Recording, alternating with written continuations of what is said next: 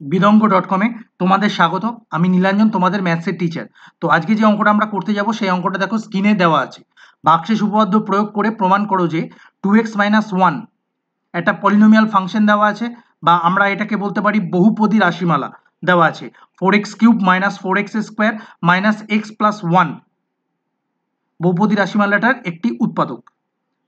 তাহলে এটা যদি আমরা ভাগশেষ উপপাদ্য অনুযায়ী প্রমাণ করতে যাই, ভাগশেষ উপপাদ্য অনুযায়ী যদি 2x - 1 এই পলিনোমিয়ালটা যেটা দেওয়া আছে তার যদি উৎপাদক হয়, তাহলে 2x - 1 = 0 যদি আমরা ধরি, তাহলে আমরা কত পাবো? 2x = 1।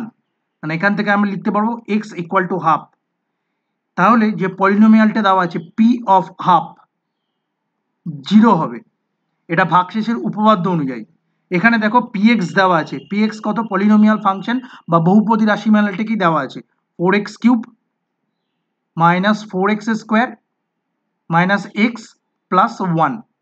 তাহলে p of হাফ বসালে কি হবে?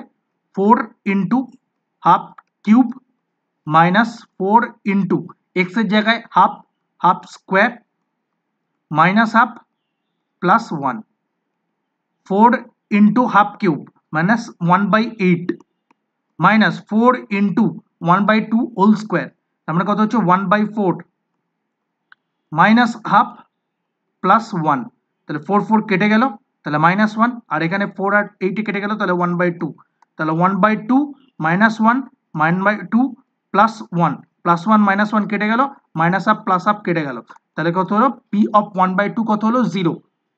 তার মানে এখান থেকেই বোঝা যাচ্ছে যে p of 1/2 যদি 0 হয় তাহলে x = 1/2, বা এখান থেকে আমরা বলতে পারি যে 2x - 1 হচ্ছে বহুপদী রাশিমালাটি একটি উৎপাদক।